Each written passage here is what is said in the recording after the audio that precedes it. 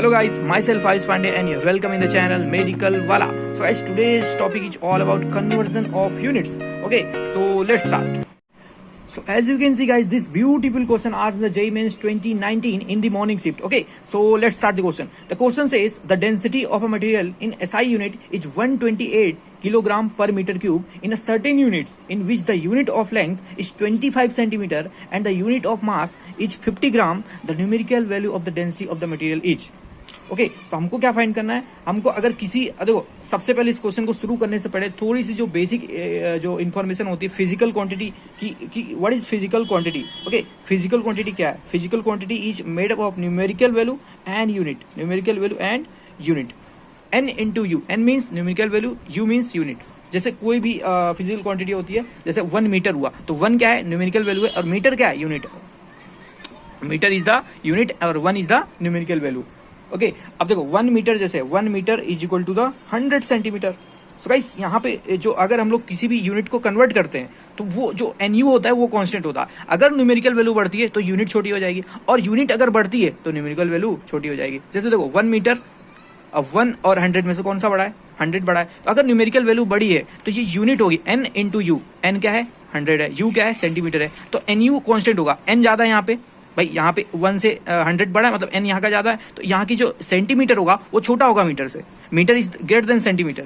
इस तरीके से अगर न्यूमेरिकल वैल्यू बढ़ी है तो यूनिट छोटी होगी such that N U is constant, है ना. तो 1 मीटर का जो रहेगा, जो एक्चुअल डायमेंशन रहेगा वो 1 मीटर ही रहेगा. आप यूनिट चेंज करोगे तो एन यू कांस्टेंट रहेगा. एन बढ़ेगा तो यू घटेगा, एन घटेगा तो यू बढ़ेगा. Okay, so N U is remains constant. तो अगर एन यू कांस्टेंट है तो हम क्या बोल सकते हैं यहाँ से कि एन यू इज कांस्टेंट.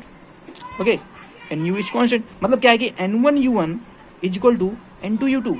अब देखो इस क्वेश्चन में क्या बोला है, देखो हम यहाँ पे डायमेंशन एनालिसिस यूज करने वाले हैं. देखो क्या बोला है क्वेश्चन में, the density of material in SI unit is 128 kilogram पर मीटर क्यूब. ओके, तो SI यूनिट में जो डेंसिटी है, डेंसिटी की जो वैल्यू दी है वो कितनी दी है? 128 kg. ओके, kg पर मीटर क्यूब. ओके, हमको क्या फाइंड करना है? Certain unit in which the unit of length is 25 centimetre and the unit of mass is 50 gram. The numerical value of the density of the material is. हमको क्या बताना है? Is equal to dash dash. और यहाँ पे जो values है centimetre में बताना है एंड ग्राम में. सॉरी, यहाँ पे ग्राम ऊपर आएगा, मास ऊपर आएगा, तो मास में ग्राम डिवाइडेड बाय और सेंटीमीटर क्यूब. सो गाइस हमको यहाँ पे क्या फाइंड करना है? देखो N1 U1 is equal to N2 U2. तो U2 हमको पता है ग्राम पर सेंटीमीटर क्यूब, N1 हमको पता है 128, U1 हमको पता है केजी पर मीटर क्यूब. हमको N2 फाइंड करना है. तो मतलब N2 क्या हो जाएगा यहाँ से? N2 इज इक्वल टू, यहाँ से आप कंपेयर करेंगे तो N2 क्या हो जाएगा? N1 divided by U1 by U2. अब देखो इसका एक स्टैंडर्ड मेथड होता है N2 फाइंड करने. ओके, क्या होता है? देखो जैसे हम डेंसिटी की बात करें तो डेंसिटी का जो डायमेंशनल फॉर्मूला होगा वो क्या होगा? By density is equal to mass divide by volume. तो हम क्या लिख सकते हैं? M1 divide by L3. इसको सिंप्लीफाई करेंगे M1 L की पावर -3. तो ये होता है dimensional formula of the density. अब देखो इसको हम लोग यूनिट कन्वर्ट करेंगे, SI यूनिट और जो गिवन यूनिट है. ओके, तो N1 की वैल्यू कितनी दी है SI यूनिट में? 128. देखो M1 L1. अब टी का टाइम का तो काम नहीं है यहाँ पे, क्योंकि डेंसिटी के डायमेंशनल फॉर्मूले में टाइम नहीं आता है तो हम टाइम नहीं लिखेंगे. अगर किसी फॉर्मूले में टाइम आता है तो यहाँ पे लिखा जाएगा वो भी, लेकिन फिलहाल यहाँ पे टाइम नहीं है तो हम टाइम को कंसिडर नहीं करें, तो T1 भी लिखते हैं यहाँ पे. ओके, अब देखो मास की जो यूनिट है यहाँ पे कितनी है? kg है. ओके, SI सिस्टम में मास की क्या यूनिट है? kg है. और L1 लेंथ की क्या यूनिट है? मीटर है. अब जो नई यूनिट में हम लोग कन्वर्ट करना चाह रहे हैं दैट इज CGS यूनिट, ग्राम पर सेंटीमीटर क्यूब. देखो ये क्या है? CGS है. ओके, तो यहाँ पे N2 की वैल्यू हमको फाइंड करनी है. भाई क्वेश्चन में यही तो फाइंड करना है, the numerical value of the density of the material is, मतलब N2 की वैल्यू फाइंड करनी है ना. अपने को सब पता है, यहाँ पे N2 की वैल्यू हमको फाइंड करनी है. ओके, सो अब N2 की वैल्यू क्या हो जाएगी? M2 L2. इसको ऐसा लिख सकते हैं M2, मतलब CGS यूनिट में M2 कितना होगा? देखो क्वेश्चन में दिया है कि density of material in SI unit is 120. यहाँ से in certain units in which the unit of length is 25 centimetre. मतलब लेंथ की जो यूनिट है वो कितनी है? 25 सेंटीमीटर है. यहाँ पे मीटर था, यहाँ पे कितना है? 25 सेंटीमीटर. This centimetre. और मास की यूनिट कितनी दी है? And the unit of mass is 50 gram. Question में देखो 50 ग्राम इस तरीके से लिख लिया. अब देखो हम करने क्या वाले हैं, अब हम N2 को फाइंड करेंगे ये फॉर्मूले से.